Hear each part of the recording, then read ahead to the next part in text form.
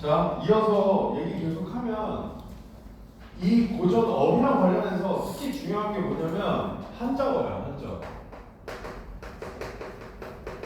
사실 최근에 그 평가원이 고전 시가를 묻는 트렌드 자체는 최대한 현대어스럽게 바꿔주죠. 그러니까 중세국어의 의문을 다 없애주잖아요. 그러니까 이거는 애초에는 왜 이런 식으로 출제를 하기 시작한 거냐? 선택 과목이 나눴기 때문이야. 그러니까 언어와 매체를 선택한 친구들은 중세국어 문법을 따로 공부하잖아요. 화작은 중세국어 문법 공부 안 하죠. 그러면 중세국어 의문을 줬을 때 언어가 유리할 수도 있단 말이야. 그러니까 그거를 없애기 위해서 그냥 최대한 중세국어의 의문을 없애는 상태로 출제를 하기 시작한 건데 한자어는 절대로 현대어로 안 바꿔줘요. 왜? 너네들 한자 공부하라고? 그게 아니라 한자어를 우리말로 바꿔주는 순간 음보율이 깨져요. 무슨 말인지 알겠죠? 이게 고전 시간은 그 운율 자체가 정형시니까 외형률이잖아. 그러니까 겉으로 운율이 드러나야 된단 말이에요. 그러니까 아까 우리 사음고 이런 것처럼 끊어 읽었을 때 내 덩어리로 끊어 읽는다가 정형성 중에 하나란 말이야. 그죠? 근데 한자어로 표기된 걸 우리말로 풀어서 주는 순간 음보율이 깨져버려요. 그러니까 한자어는 절대로 풀어서 안 주는 거야. 그러니까 어떻게 돼요? 너무 어렵다 싶은 건 각주로 줄 수밖에 없는 겁니다. 바꿔 얘기하면 각주로 안 줬어. 특히 평가원 기출에서 평가원 기출 여러분들이 분석을 할 때 한자어 어휘인데 혹은 고사인데 각주를 안 줬다. 그럼 이건 무슨 말이에요? 공부하라 이 뜻이야. 알겠죠? 이 정도는 알아야 된다 이 뜻이라고요. 그러니까 그 부분을 여러분들이 명심하시고 한자어 어휘를 공부를 하셔야 됩니다. 그러니까 쓰는 것까지는 못해도 돼. 너네들한테 한자 쓰라고 안 하니까. 읽을 줄은 알아야 된다 이 뜻이야. 알겠죠? 이거를 경시하면 안 된다. 아니 뭐 한자까지 해야 돼? 그렇게 생각하니까 작년에 조진 거잖아. 무슨 말인지 알겠죠? 올해도 똑같이 하면 당연히 똑같이 주셔요. 알겠죠? 그러니까 작년과 달라져야 될 거 아니야? 작년에 한자 어휘에 대해서 공부를 안 했다. 그러면 올해는 공부해라. 외워야 돼. 한자도. 아시겠죠? 그러니까 모든 한자를 외울 필요까지는 없지. 뭐 우리가 고전시가 해석한다고 그렇다고 뭐 천자문을 외우거나 이럴 수는 없잖아. 그죠? 그러니까 자주 나오는 어휘들을 여러분들이 암기해 두는 게 필요하다. 이 말이에요. 무슨 말인지 아시겠죠? 그래서 너네들이 잘 모르겠으면 가지고 와. 어휘 잘 모르는 걸 체크해서 질문 시간에 가지고 와. 그럼 내가 뭐 정도는 해줄 수 있냐? 분류 정도는 해줄 수 있어. 무슨 말이냐면 야 이거는 꼭 외워. 이거는 그냥 알아만 둬. 이건 몰라도 돼. 이 정도 분류는 해주겠다고. 그러니까 너네들이 공부를 할 때 일단 기본적으로 다 찾아야 돼. 고전은 그냥 영어 공부한다고 생각해. 우리가 영어 시험도 지문을 100% 해석하지 못한다고 문제를 못 맞히는 건 아니죠. 100% 해석 안 돼도 문맥으로 때려 맞추면 됩니다. 근데 공부를 할 때는 100% 해석하려고 하죠. 왜? 시험장에서 해석되는 수준을 높이려고. 고전도 똑같아. 공부를 할 때는 100% 해석하려고 해야 돼. 공부할 때 도 문맥으로 때려 맞췄으니까 된다라고 넘어가지 말라 이 말이야. 무슨 말인지 알겠죠? 그래서 한자어도 마찬가지고 얘네들을 좀 명심해 두고 실제로 그러면 작품으로 들어가 보죠. 자 일단 보기 읽어보면 다도 일단 이별로 인한 정서고요. 모함을 받아 인간과 멀어지게 된 상황에 대한 복합적인 감정을 도사를 활용해서 드러낸대요. 이러한 표현은 하늘에서 유배를 왔다는 적강의식과 연결된 초자연적인 대상을 등장시키며 화자의 정서를 부각하기도 한데 자 적강의식 이런 것도 정형성이죠. 정형성 그죠? 적강이 뭐야? 그렇지 나는 원래 하늘의 존재야. 뭐 신선이야 아니면 선녀야. 근데 하늘에서 뭔가 죄를 지었기 때문에 잠깐 인간 세계에 내려온 거야 라는 이야기 구조를 가지고 있는 게 적강이죠. 이것도 자주 나오는 거니까 알아두시고. 그러니까 지금 다 작품은 뭐야? 모함을 받아 인간과 멀어지게 될 때 어떤 상황이겠니 그럼? 그래 뭐 유배 받거나 이런 상황이겠죠. 그런 상황에서 쓴 거구나 정도를 잡아두시고 적강 나타나나 보다 정도 생각하면 되겠죠. 이 정도 잡고 들어가겠습니다. 자, 태상 7위분이 옥진군자 명신이 태상 7위분 옥진군자 이런 거 뭐 몰랐겠지. 그죠? 몰랐잖아. 몰랐어. 시험장에서 몰랐어. 그럼 어떻게 했냐? 하늘 위 누각에서 피리를 울리시며 얘네들이 하늘 위 누각에서 피리를 울린대잖아. 그러면 천상의 존재구나 이렇게 읽으면 돼. 시험장에서 아시겠죠? 그리고 외울 필요 없는 단어들이에요. 알겠죠? 외울 필요까지는 없어요. 다만 연계될 수 있으니까 너희를 풀어서 설명을 해주자면 태산 7위가 7신선을 이야기해요. 하늘에 있는 7신선. 그리고 옥진군자도 하늘에 있는 천상계 존재거든요. 그러니까 얘네들이 천상계 존재구나 정도만 아시면 돼요. 실제로 그 정도만 알아도 되기 때문에 각주를 안 준 거라고. 무슨 말인지 알겠죠? 그냥 문맥을 통해서 하늘 위의 존재구나만 잡아도 되니까 따로 각주 안 준 거예요. 무슨 말인지 알겠죠? 피리를 울리시며 지하 부풍에 죽을 운명 벗기실까? 그러면 하늘에서 지하에 있는 존재의 죽을 운명을 벗겨줄 수 있을까라고 생각하고 있는 거죠. 그럼 이 지하 부풍에 죽을 운명에 처해 있는 사람이 누구예요? 그래, 화자가 되겠죠. 무슨 말인지 알겠죠? 갑자기 생각나는 거 언급하는데 아까 그 이별가 있죠, 이별가. 이별가도 실제로 자기 동생을 읽고 쓴 작품이에요. 이거 연계 출제될 수 있으니까 그냥 맥락 이야기해 주는 거예요. 알겠죠? 참고로 알고 계시고. 갑자기 생각났어요. 지하 부풍은. 자, 죽을 운명 기계가 죽기도 운명이고 살기도 하는데 결국 죽고 살기는 어디에 달려있다는 거예요? 하늘에 달려있다. 이런 거 우리가 운명론적 세계관 이렇게 이야기하죠. 이것도 정형성이죠. 그래서 고전시가의 정형적 특징 중에 하나죠. 진체지획을 성인도 못난 아닌 자연이 각주 줬어요. 내가 저번 시간에도 얘기했지만 각주, 줄거리 필요 없으면 안 준다. 그러니까 주면 중요 정보라고 생각하고 읽어야 돼. 대충 읽는 게 아니라. 그러면 각주 읽어보면 결국 진체기획이라는 게 공자가 겪은 곤란한 일이잖아. 그죠? 그러면 이때 성인은 누구를 이야기하는 거겠어요? 공자. 그러니까 공자도 곤란한 일을 못 면해요. 근데 죄 없이 잡혔어. 군자인들 어떻게 하겠어? 이거거든요. 일단 서리적 표현 무조건 평서문으로 바꿔서 생각하라고 했다. 알겠죠? 수사법. 왜 공부한다고 그랬어? 화자의 의도가 들어가기 때문이다. 말을 꾸미는 방법 바꿔 얘기하면 그렇게 안 써도 되는데 그렇게 썼다는 뜻이죠. 누가? 화자가. 그러면 왜 그렇게 썼지를 생각해야 된다고. 그럼 서리법의 의도는 뭐야? 그래, 강조하려고 하는 거잖아. 서리법은 결국 강조하려고 쓰는 거죠? 그럼 뭘 강조하려고 하는 거야? 평서문으로 바꿨을 때 내용을 강조하려고 하는 거잖아. 그러니까 평서문으로 바꿔서 생각해야 된다고. 무슨 말인지 알겠죠? 그러면 군자애들 어휘하니 뭔 말이에요? 그렇지, 군자여도 어떻게 할 수가 없다 이거죠? 그럼 이때 군자는 누구였어요? 그래, 화자겠죠. 무슨 말인지 알겠죠? 그러니까 성인도 공자 같은 사람도 곤란한 일을 면하지 못했어. 근데 죄 없이 잡혀온 내가 뭘 어쩌겠어? 이거라고. 무슨 말인지 알겠죠? 5월 서리가 눈물로 어리는 듯 3년 가문도 원통함으로 일어나니. 그러니까 어떻게 할 수가 없으니까 눈물 나고 원통한 거죠. 무슨 말인지 알겠죠? 제목이 만둔가잖아. 만둔가가 무슨 뜻이에요? 분이 뭐예요? 빡치는 거잖아. 빡침. 만은 뭐예요? 이런 게 다 한자어야. 알겠죠? 그러니까 만을 쓰는 법은 몰라도 무슨 뜻인지는 알아야 된다고. 만은 가득하다, 차다 이 뜻이에요. 알겠죠? 풀. 그러니까 만두는 뭐야? 분노로 가득 찬 노래라는 뜻이에요.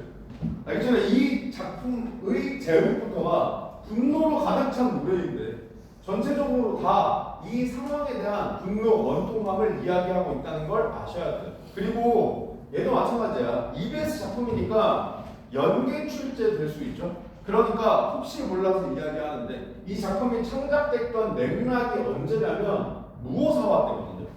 무오사화. 너네들 국사 다 공부했죠? 이제는 진짜 공부했어야 돼. 알겠죠?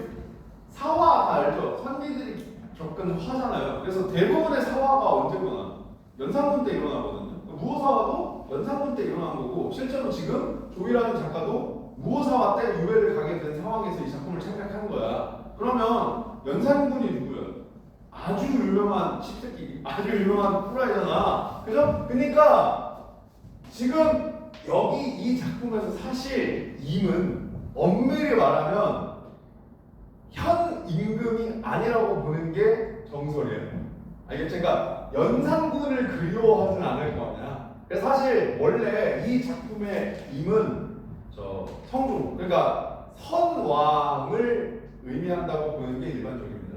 무슨 말인지 아시겠죠? 그래서 이 작품 같은 경우에 일단 너네들이 여기까지 고민할 필요는 없어요. 그냥 읽으면서 아 임은 임금인갑다 해도 돼. 필요하면 보기로 줄 거야. 상황을 의미한다고. 무슨 말인지 아시겠죠? 그때 그걸 적용하시면 되고 일단은 그 상황에서 왔으니까 지금 여기 눈물 나고 원통하고 이 얘기 표현을 하는 거예요. 아시겠죠? 이런 말 들어봤죠? 여자가 하늘 품으면 한여름에도 서리가 내린다. 이런 거 있잖아. 그러니까 5월 서리가 내 눈물로 어리는 것 같고 그 다음 가뭄도 원통함 때문에 일어나는 것 같다 이거야. 근데 얘가 무슨 닥터 스트레인지 이런 거요. 마법 쓰는 거 아니잖아. 내 원통함으로 가뭄 만들었어요? 아니죠. 결과적으로 이것도 화자의 주관적 내면 의식을 표현하기 위해 이렇게 쓴 거잖아요. 뭘 나타내고 싶은 거예요? 왜 이렇게 쓴 거예요? 왜 서리가 눈물로 어린 거 같고 가뭄도 원통함으로 일어난다고 쓴 거예요? 그렇지. 그만큼 원통하고 슬프다를 강조하고 싶은 거야. 이렇게 읽으면 된다고. 무슨 말인지 알겠죠? 많이 슬프구나. 많이 원통하구나. 이렇게 읽으면 된다. 무슨 말인지 알겠죠? 역경에 빠진 사람이 복음의 한 줄이면 뭔 말이야? 한둘이 아니다 이 뜻이죠. 여럿이야. 늙은 신하에게 서러운 일도 많고 많다. 밑에 늙은 신하가 누구 있어요? 그래 화자가 되겠죠. 하늘과 땅 병이 들어 혼돈이 죽은 후에 하늘이 침울한 듯 관색성이 미치는 듯. 자 일단 각주를 줬으니까 너네들은 기본적으로는 각주의 의미로 이해해 주세요. 그러니까 각주를 적용하면 이런 거죠. 하늘과 땅이 병이 들어서 자연이 다 파괴되고 하늘이 침울해서 이 유배지에 비치는 것 같다. 이렇게 해석하면 되잖아. 각주를 넣으면. 그죠? 근데 이것도 그 무호사와의 상황을 넣으면 어떻게 해석하기도 하냐면 하늘과 땅이 병이 들었다. 쉽게 얘기하면 세상이 병들었다 이거야. 그래서 무호사와 같은 게 일어났다 이거야. 그래서 무호사와의 그 혼란이 끝난 다음에 내가 유배에 오게 됐다. 이렇게 해석하기도 한다. 아시겠죠? 이거는 그냥 참고로 알고 계세요. 일단 각주를 줬으니까 여기서는 이대로 읽고. 왜냐면 연계출제 될 때 보기에서 맥락 바꿔가지고 감상하라고 할 수도 있으니까 설명해 주는 거예요. 나도 예전에 모의고사 출제 경험이 있지만 기본적으로 너네들이 모의고사를 내는 방법을 좀 알아두면 좋은데 모의고사를 낼 때 오늘은 만둔가를 한번 내볼까? 이렇게 내지 않는다. 알겠죠? 그러니까 작품을 먼저 선정하지 않아요. 그러면 뭐부터 선정하냐? 출제 요소부터 선정합니다. 그러니까 보통 제일 먼저 만들어지는 문제가 보기 문제예요.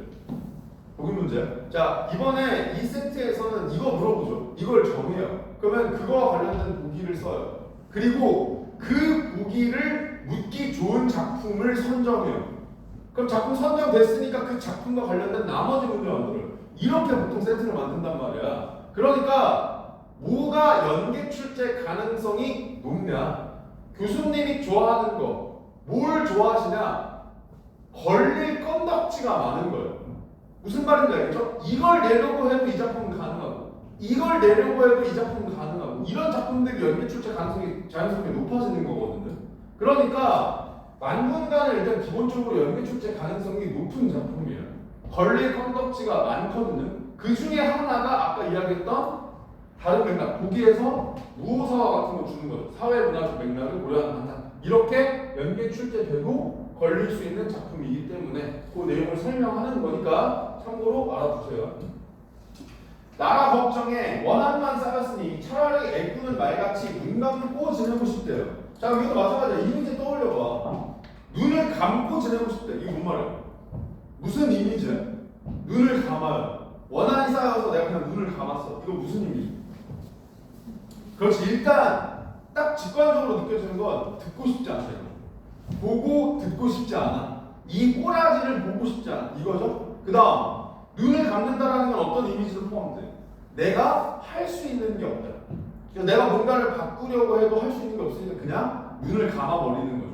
무슨 말인지 알겠죠? 그래서 뭐 슬픔, 원통함, 뭐 걱정, 뭐 무력감 다 가능하다고 이 이미지랑 부합하는 건 무슨 말인지 알겠죠? 이렇게 읽으시면 된다. 자, 그러면 여기서 한번 끊고 확인할 수 있는 거 확인합니다. 자, 일단 기본적으로 얘는 가사이기 때문에 장면 전환될 때마다 중간중간 끊어서 선지를 판단하는 게 베스트. 선생님이 아까 서점은 끊지 말라면서요. 가사랑 연시조는 끊어 읽기가 가능한 서정이야. 왜냐면 내가 서정에서 끊어 읽지 말라고 하는 건 뭐 때문이었어? 문맥 때문이었죠. 근데 가사 같은 경우에는 기본적으로 서정 갈래지만 서사성이 강한 갈래거든요. 쉽게 해서 산문 문학적인 성격이 강해. 그래서 니네가 싫어하는 거잖아. 그죠? 안 그래도 고전식 개 같은데 겁나 길잖아. 그러니까 싫잖아. 그죠? 그러니까 너네들이 딱 봤을 때 개 같은 게 가사야. 무슨 말인지 알겠죠? 그러면 걔네들은 중간중간 장면이 전환될 때마다 끊어서 푸는 게 한 번에 확인해야 될 정보량이 적으면 적을수록 좋으니까 효율적이고요. 추가적으로 길다는 건 처음부터 끝까지 읽었을 때 현대시와 다르게 내용이 날아갈 가능성이 커요. 그걸 내가 다 기억하지 못할 수 있으니까. 그러니까 어떤 식으로 읽는 게 좋냐? 마치 우리가 독서에서 문단별로 무슨 이야기를 했었는지를 환기하고 넘어가듯이 장면 단위로 이런 내용이었지를 환기하고 넘어가는 습관을 들이는 게 좋다. 당연히 서사도 그렇고 서사성이 강한 서정도 그렇게 읽는데 서사는 말할 것도 없죠. 무슨 말인지 알겠죠? 그래서 이렇게 끊어서 접근하는 게 베스트였는데 선생님 저는 어디서 끊는지를 모르겠어요. 그러면 중략 부분에서라도 한 번씩 끊으세요. 무슨 말인지 알겠죠? 그래서 나는 일단 여기서 한번 끊고 기억과 의의를 체크하려고 했습니다. 자, 기억. 자신이 겪는 어려움이 예나 지금이나 많은 이가 겪고 있는 것임을 밝히며 이에 대한 억울함을 드러낸다. 가능해, 불가능해? 가능하죠?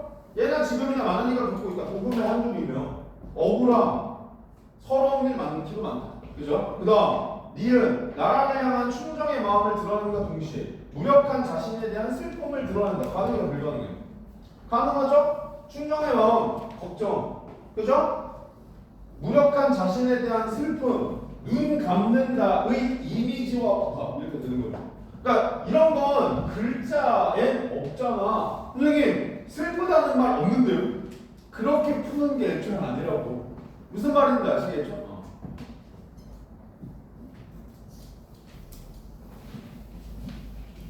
자, 계속 이어서 넓고 아득하여 원빈을 종을 주로다. 이러나 저러나 하늘을 원망할까? 뭔 말이에요? 형사로 바꿔요. 하늘을 원망할까? 뭔 말이에요? 그치, 원망 못한다 이거. 하늘을 원망할 수 없다. 도청은 온전히 열고 백인 아산 역시 각주 알려있죠. 근데 솔직히 이 정도는 각주 안도도 알아야 된다. 알겠죠? 이 정도는 알아야 돼. 그러니까 고사도 일종의 정형성이잖아요. 그러니까 자주 인용되는 인물이나 고사는 그냥 알아야 돼. 예를 들어서 이 작품 저번 시간에 내가 전체 현대화 나눠봤죠. 전체 현대화랑 연계 기출 나눠봤지. 그 전체 현대화 확인하시면 앞부분에도 나오지만 9번 이런 인물들 있잖아. 맨날 나오는 애들. 얘네들은 각주 안 줘도 그냥 알아야 돼. 알겠죠? 9번 뭘 상징해? 그렇지, 충신. 그리고 물에 빠져 뒤지네. 억울을 해서 물에 빠져 뒤지네. 그 이미지로도 많이 나오니까. 그 다음 소부허위. 얘네들은 뭘 상징해? 그렇지, 은거, 탈소 이런 거 상징하죠. 이런 거 그냥 알아야 된다고. 그 귀신선에 있잖아. 그래서 너 나랑 일 하나 같이 할래? 들어. 이거 있잖아. 얘네도 그 정도야. 백이는 보통 숙제랑 묶어서 많이 나오죠. 백이 숙제. 뭘 상징해?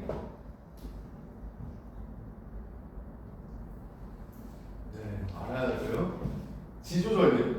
알겠죠? 지조절개에 상징한다. 여기 줬잖아.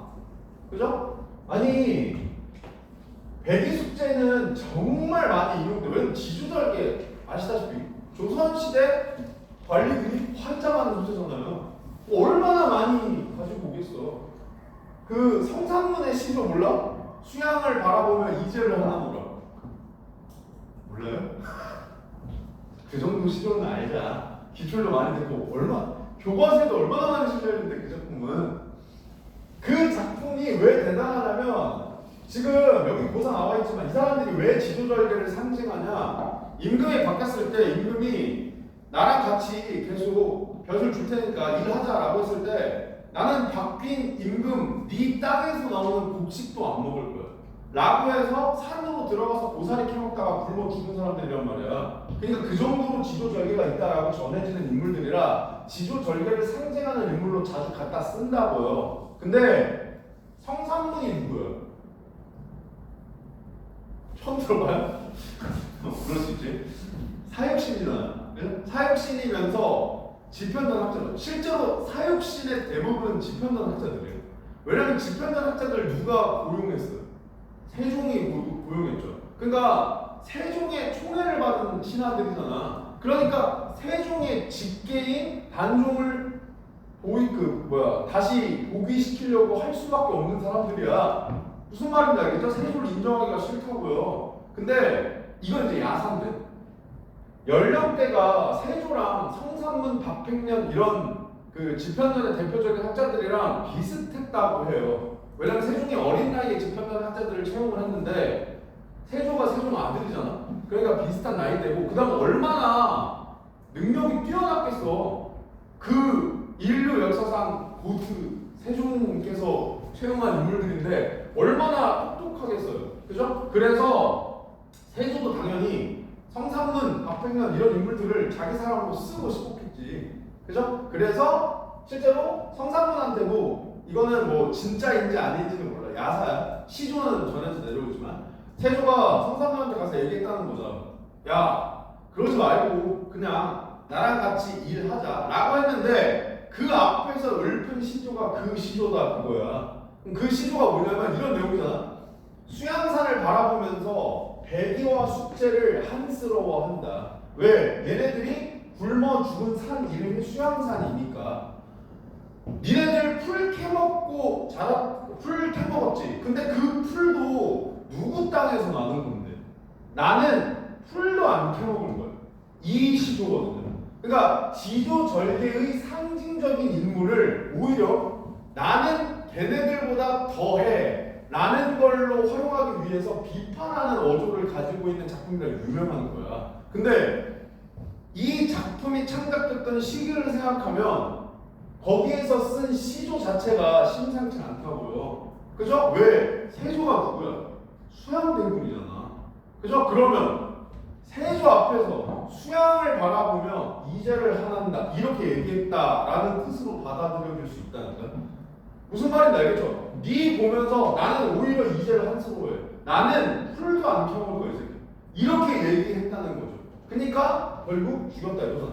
그래서 사육신으로 남은 거죠. 성산문 실제로 사육신이에요. 그리고 그 시조도 실제로 전해서 내려와요. 알겠죠? 그래서 거기에도 인용될 만큼 유명한 인물들이니까 이 정도는 각 줄을 안 줘도 알 만큼 좀 기억을 해둡시다. 아시겠죠? 그러니까 여기 나와 있는 거죠. 도척도 워낙 유명한 건데 이건 너네들 한 번 들으면 안 까먹어. 그죠? 도척 도둑놈이야. 그죠? 이름 보면 이제부터는 아마 익숙하게 환기하기 쉽지 않아요. 쉬울 거예요. 그래서 도둑놈 새끼들은 온전히 놀아요. 근데 지도절개 지킨 사람은 굶어 죽어요. 이때 도척 죽은 곳이 높아 백이 죽은 곳이 낮아요. 이게 뭔 말이에요? 이런 거예요. 예를 들어서 어떤 인물은 맨날 사기치고 남의 등 쳐먹어서 잘 먹고 잘 삽니다. 어떤 사람은 정직하게 살아서 결국 굶어 죽고 말았어요. 그러면 다른 사람 등쳐먹고 사기치면서 잘 먹고 잘 산 사람의 죽음이 높은 거예요? 아니면 정직하게 죽은 사람이 낮은 거예요? 이거에 대해서 묻는 거라고요. 너네한테 내가 물어볼게. 사기치면서 등쳐먹고 잘 먹고 잘 사면 그 사람은 죽은 곳이 높은 곳이야? 정직하게 살았어도 굶어 죽었어. 그러면 이 사람이 죽은 곳은 낮은 곳이야? 아니다. 이걸 전제하고 있는 거예요. 근데 장자의 책에는 의견이 분분하다는 거야. 이것도 그냥 여러분들이 시작하면서는 이게 의견이 분분해? 세상이 썩었네. 이렇게 읽으면 됩니다. 무슨 말인지 알겠죠? 근데 이것도 관련된 내용이 있긴 있어요. 이 장자가 쓴 책 중에 남화경이라는 책이 있는데 거기에 실제로 도척과 백의에 대한 이야기가 나옵니다. 근데 이제 장자는 도가잖아요. 그러니까 무의자 이런 거 얘기하는 사람이잖아. 그러니까 뭐라고 했냐면 도청이나 백이나 또이또이다 이렇게 얘기해요. 둘 다 자기 음성에 어긋나는 행동을 했기 때문에 자연에서 벗어난 행동을 했기 때문에 자연스러운 거에서 벗어난 행동을 했기 때문에 죽은 거야 이렇게 얘기하란 말이야. 그걸 실제로 이용한 건데 여기서 몰라도 될 거라고 생각하니까 갑자기 안 준 거죠? 몰라도 됩니다. 무슨 말인지 알겠죠? 그거랑 관련된 걸 물어보면 갑자기 줄 거예요. 그때 읽고 푸시면 됩니다. 그러니까 이런 거에 대해서 의견이 분분해. 그만큼 잘못됐다 이걸 이야기하고 싶은 거예요. 이건 사실 분분할 건덕지가 아니라고 생각한다 이거예요. 사실 이거는 지난날 구경화 생각하면 서럽구나. 한때 잘 나갔는데 고향의 묘소를 꿈에가 만져보고 조상의 묘를 꿈깨고 생각하니 구곡 간장이 굽이굽이 끊어졌네. 자 그러면 꿈속에서 고향의 무덤들 이렇게 만져보고 깬 다음에 조상의 묘를 생각하니까 일단 이것도 사실 관습적 표현이잖아요. 그죠? 아홉 간장은 뭐 내장이고요. 그럼 내가 너네들 내장을 꺼내서 부분마다 가위로 싹둑싹둑 잘라요. 그럼 어떻게 아프겠죠? 그러니까 마음이 아프다 이런 뜻이에요. 무슨 말인지 알겠죠? 그래서 이걸 생각하니까 너무 마음이 아프다 이거야. 왜 그래? 이건 조선시대 때 있었던 그 세계관을 알아야죠. 요즘에도 벌초를 가는지 모르겠는데 이제 좀 있으면 추석이잖아. 그죠? 너네들 벌초 다녀요 아직? 아버지나 나는 다니거든요 아직도. 그래서 원래 자식들이 해야 될 일 중에 하나가 뭐냐면 조상의 무덤을 돌보는 거야. 이게 당연한 거였거든요 그냥. 근데 지금 유배 와 있잖아요. 그러니까 묘를 못 돌보잖아요. 그거에 대해서 설명하는 거야. 아 내가 없는데 그 묘를 누가 돌보냐 이런 생각하는 거라. 이해되죠?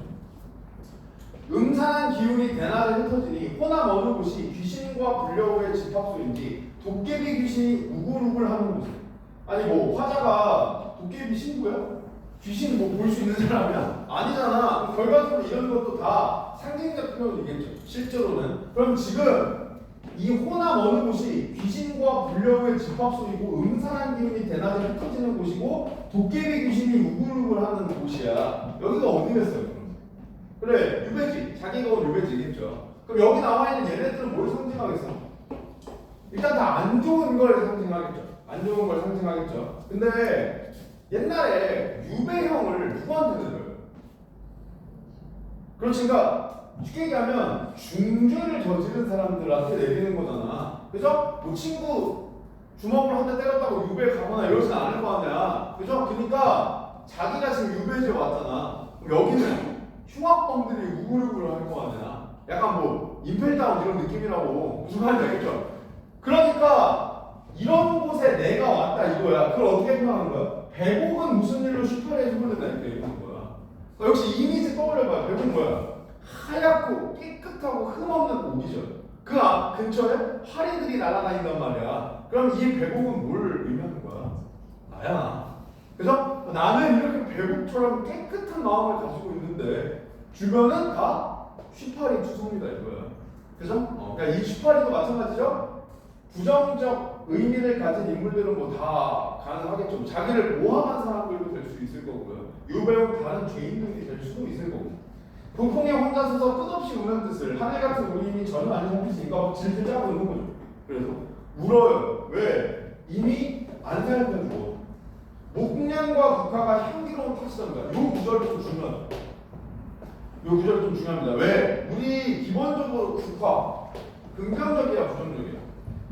긍정적인 의미로 쓰이잖아. 사분자잖아 국화도. 그죠? 여기서 국화 긍정적이야 부정적이야? 여기서는 부정적이야. 그래서 왜 부정적이야? 그렇지. 이미 나를 살피지 않는 이유이기 때문에 부정적이야. 이게 이제 문맥이죠.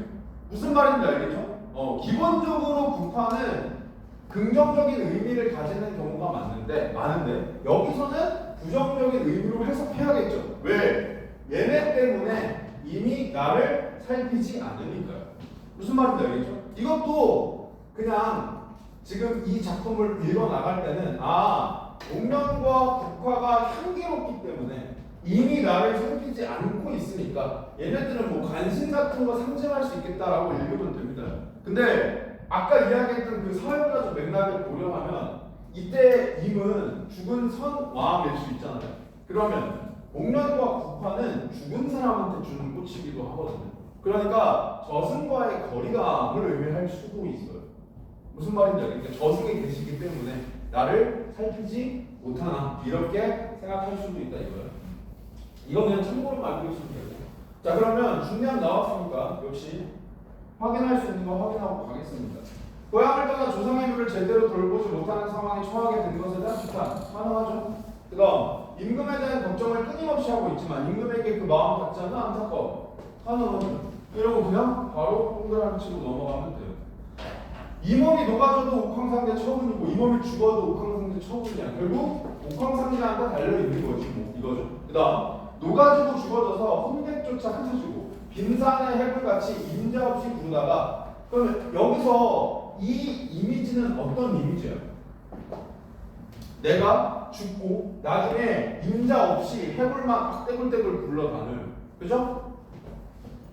이 이미지는 결국 내가 아무도 없이 홀로 떨어져 있다. 그러니까 고독 아니면 뭐 초라함 이런 이미지 다 넣고 있는 거야. 나의 죽음에. 그리고 나서 돌륜산 제일비가 만장송 되어서 자, 송 이 정도 알아야죠. 뭐야? 그래, 소나무 이 정도 당연히 알아야 돼. 몰랐으면 외워야 되고. 얘네도 그냥 산, 봉 이렇게 읽으면 되죠. 산에 봉우 위에 소나무 돼서 시험장에서 이렇게 읽으면 돼. 자, 근데 돌륜산도 사실 되게 유명한 산입니다. 중국의 유명한 산이고 우리나라로 따지면 약간 백두산 같은 느낌. 되게 높은 산이에요. 자, 그 높은 산에 제일 높은 봉우리에 큰 소나무가 되죠. 큰 소나무가 돼서 그럼 이런 거 우리가 변신 모티프라고 하죠. 이것도 정형성이죠. 이것도 정형성이죠. 많이 나오잖아. 특히 저강 모티프 나올 때. 저 죽어서 뭐가 된다. 이런 거. 만장송 되어서 비바람 뿌리는 소리 임에게 들리게 하거나 아니면 오랜 세월 윤회하여 금강산 하게 되어 이것도 변신 모티프고 12,000봉의 마음껏 솟아올라 가을달 밝은 밤에 두어 소리 슬피 울어 임에게 들리게 하는 것도 옥황상제의 처분이다. 이런 거 다 변신 모티프 이야기하는 거. 너네들이 아는 유배가사 중에 변신 모티프 등장하는 유명한 작품 뭐 있어요? 송민국이죠. 송민국 보면 내가 차라리 죽어서 지는 달 돼가지고 임 계신 분 비치고 싶다 라고 했더니 다른 여자가 어휴 이년아 무슨 지는 달이야 무슨 비나 이렇게 얘기하잖아. 그죠? 그것도 변신 모티프죠. 그죠? 그러면 역시 사스가 정철 송민국 그 유명한 거 여기도 나오는구나. 아니야 얘가 원조야. 알겠죠? 그래서 이것도 연계 추적 포인트 중 하나다. 이게 유배 가사의 거의 표식격인 작품이에요. 알겠죠? 여기 나와 있는 표현 대부분이 송민국, 사민국 같은 후대 유배 가사에 영향을 줬습니다. 그래서 이런 내용들 다 체크해보세요. 어떻게 나올 수 있어? 보기에 송민국 주고 상어 테스트 이런 건 낼 수 있다고. 무슨 말인지 알겠죠? 그리고 수학 부분은 아닌데 그 전문 내가 나눠준 프린트 읽어보시면 알겠지만 앞에 부분에 뭐도 있냐면 3인국엔 무슨 내용 나와요? 막 사계절 내내 이마한테 보내려는 선물 만드는 거 나오죠. 그죠? 아니 진짜 세상에 아무도 그렇게 잘하는 사람이 대단해. 아무튼 그런 생각 어떻게 하는지 모르겠어요. 근데 그것도 여기에 먼저 나와요. 이 만문과 앞부분에 임을 위해 무언가 만들어서 보내는 장면이 계속 나와요. 그것도 역시 만약에 앞부분이 연계된다면 3인국이랑 상호 텍스트로 물어볼 수도 있고. 알겠죠? 이런 것들은 연계 출제 대비해서 그냥 들어만 주시면. 한이 뿔이 되고 눈물로 가지 삼아 임의 측밖에 외나무 매화되어. 자 이것도 마찬가지죠. 아니 한이 어떻게 뿔이가 되고 눈물이 어떻게 가지가 돼. 결국 이런 걸 담아 이 정도의 뜻이겠죠. 그죠? 그러니까 내가 매화로 다시 태어나면 내 한, 눈물 이런 거 담아서 눈 속에 혼자 피어 개겐머리에 시드는 듯 달빛 아래 그림자가 임의 옷을 비치거든. 그 매화 그림자가 옷을 탁 비치면 과연 이 얼굴을 내로다 반기실까? 뭔 말이야? 탁 그림자 보고 너구나 이렇게. 그죠? 이렇게 반기실까? 라는 건 일단 확신은 없어. 하지만 소망하는 거죠. 무슨 말인지 알겠죠? 동풍이 유정하여 바람이 유정 뜻이 있어서 그윽한 향기를 불어올려 고결한 일의 생리를 대수패라고 외치고 싶구나. 자 그럼 여기서 미음 체크하면 얘가 정답인데 이 선지 판단이 좀 까다롭죠. 이 선제 판단이 좀 까다로워요. 선제 보시면 자신의 삶에 대한 자부심을 보이며 임금 곁으로 돌아가고자 하는 의지를 드러낸다. 자, 일단 자신의 삶에 대한 자부심이 있어 없어? 있죠. 어디? 고결한 인내성이 있는. 그죠? 그리고 임금 곁으로 돌아가고자 하는 의지가 계속 나오잖아. 이 앞에서 계속 나왔잖아. 뭐 다른 걸로 변신해가지고 가고 싶다 계속 나왔잖아. 그죠? 그러니까 만나본데 하기 쉽다고요. 근데 잘 봐봐. 여기를 생각해보면 일단 첫 번째 이미 있는 곳은 임의 집이야.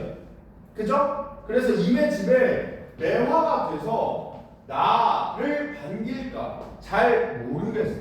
그러니까 이 향기를 대숲에 나도 붙이고 싶어라고 얘기한 거죠. 그럼 적어도 대숲은 이미 있는 곳은 아니야. 무슨 말인지 알겠죠? 임의 집에서 너무나 반기실까?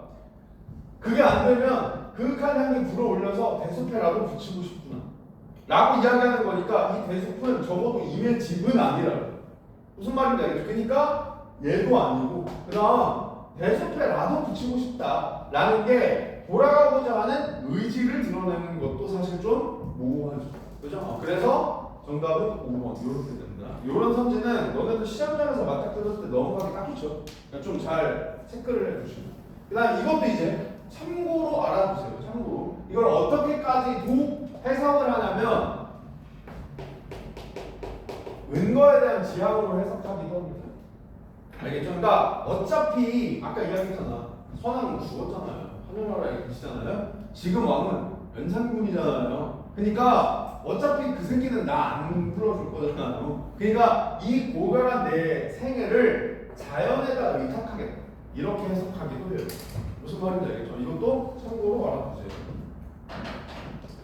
빈 낚싯대에 비껴들고 빈 배를 혼자 뛰어 한강 건너서 궁궐에 가고 싶구나. 그러니까 간절함을 강조하는 거죠. 어느 정도로 간절해? 배 띄워서 무서워가지고 서울까지 가고 싶다 이거잖아. 그죠?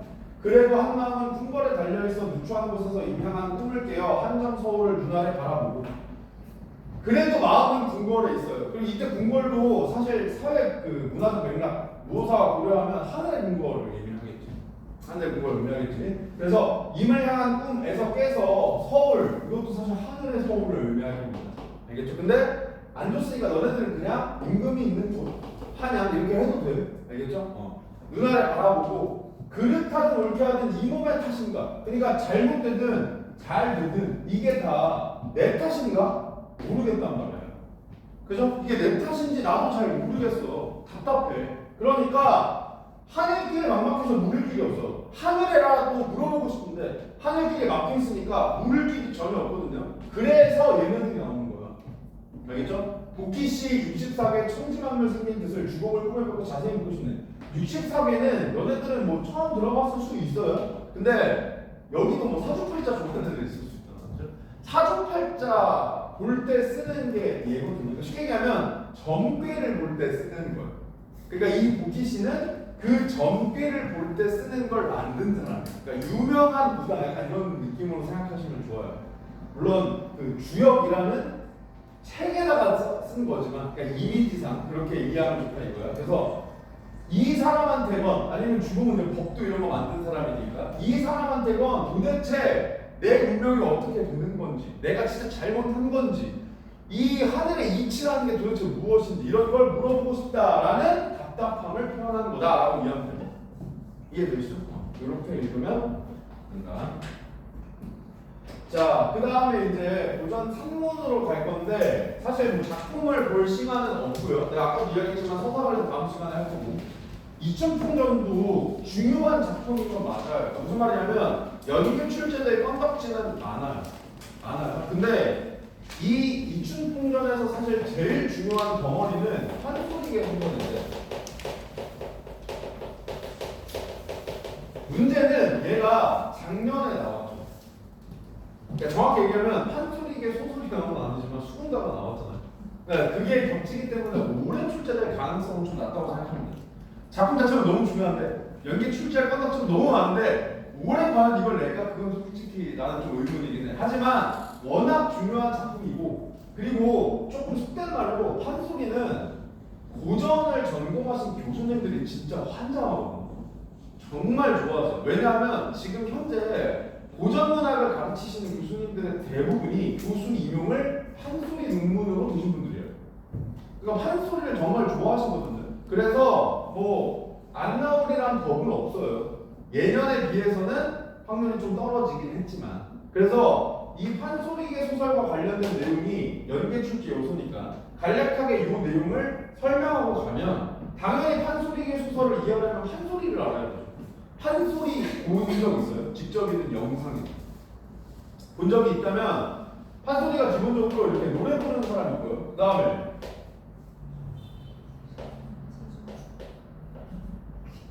묵치는 사람, 그죠? 보수 있죠. 그래서 창자가 있고 보수가 있고 그 다음 관객이 있어요.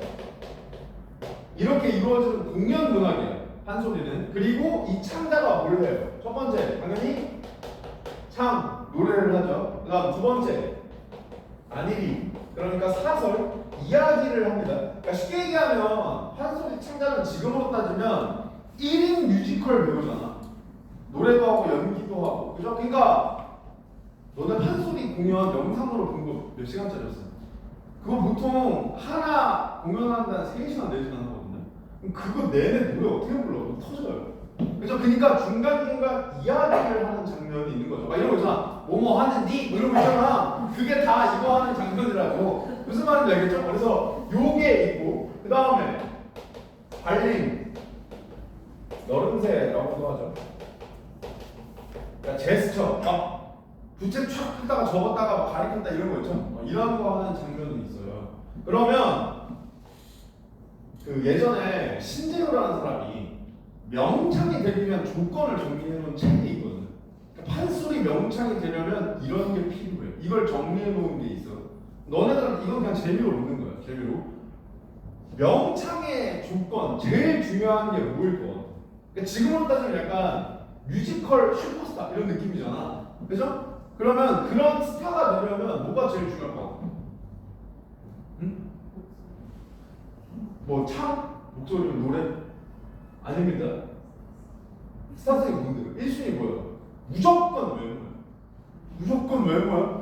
실제로 그렇게 적혀있다? 내가 그렇게 쓴 게 아니라 1순위는 외모치래요. 보기에 흡족해야 돼. 무슨 말인지 알겠죠? 창자, 명창의 제1조건 외모야. 근데 이건 중요하지 않아? 이건 까먹어도 돼. 꼭 이거 얘기하면 나중에 보면 그 외모요 외모 이것만 기억하더라. 중요한 건 이거야. 이 순위가 창이 아니다. 알겠죠? 명창의 두 번째 조건, 첫 번째는 외모고 두 번째가 뭐냐? 얘입니다. 이걸 잘해야 돼. 이걸 맛깔나게 잘해야지 명창이 될 수 있거든요. 그러니까 하이라이트는 사실 여기다 이거야. 판소리는. 그래서 이게 길어지면 판소리의 소설이 되는 거야. 무슨 말인지 알겠죠? 내가 이 얘기를 왜 하냐면 판소리계 소설의 대표적인 특징이 다 이것 때문에 나와. 판소리에서 왔다. 이것 때문에 나오거든요. 첫 번째 특징이 뭐냐? 서술자의 직접 개입이 매우 잦아요. 판소리계 소설은. 왜? 원래는 창자가 공연할 때 하던 말이야. 그러니까 공연하면서 자기가 인물에 대해서 평가하기도 하고, 그리고 뭔가 그 상황에 대해서 언급하기도 하고 이러겠죠? 그게 소설화된 거잖아요. 쉽게 얘기하면 판소리계 소설의 서술자가 원래는 판소리 창자였다고요. 무슨 말인지 알겠죠? 그러니까 서술자의 직접 개입 이런 게 엄청나게 잦은 거예요. 그리고 두 번째, 산문 문학이죠. 소설이니까 서사관례니까 산문 문학인데 리듬감이 느껴집니다.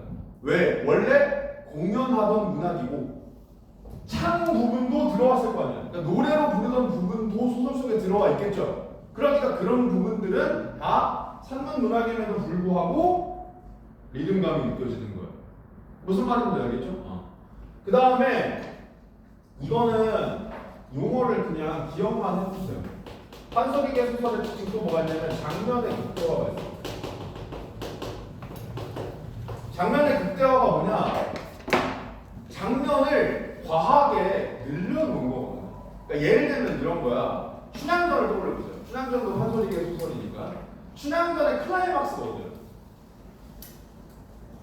춘향전 다 알죠? 그래. 춘향전 클라이막스인데 암행어사 출조하잖아. 암행어사 출조 여기가 클라이막스야. 그래서 실제로 그 판본에 따라 조금씩 차이가 있지만 그 장면을 보시면 거의 암행어사 출두 장면이 거의 한 장이에요. 그러니까 암행어사 출두야 하고 나서 벼슬들이 막 도망가는 그 장면이죠. 탐관오리들이 도망가는 장면. 그 장면이 거의 한 페이지거든요. 그러니까 거기를 과하게 늘려놨다는 거야. 왜 그렇게 과하게 늘려놨을까요? 그래, 쉽게 얘기하면 관객들의 반응이 좋아서요. 그 장면을 들을 때 관객들이 좋아하니까 거기를 더 길게 계속 늘리는 거죠.